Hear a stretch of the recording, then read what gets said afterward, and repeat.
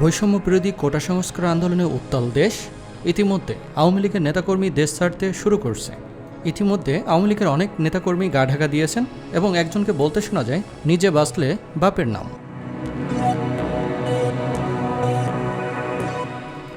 পুলিশের এপিসিতে রং দিয়ে ছাত্রদের ক্ষোভের বহিঃপ্রকাশ।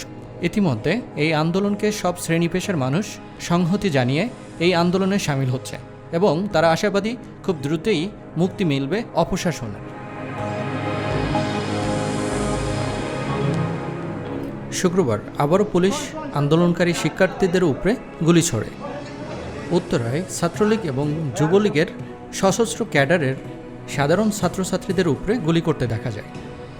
বৈষম্য বিরোধী ছাত্র আন্দোলনকারীদের উপরে পুলিশের একজনকে বলতে শোনা যায় হিন্দিতে কিছু কথা।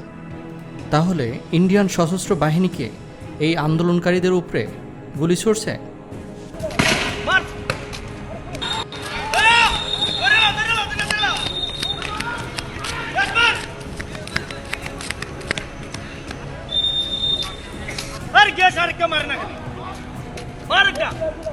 मार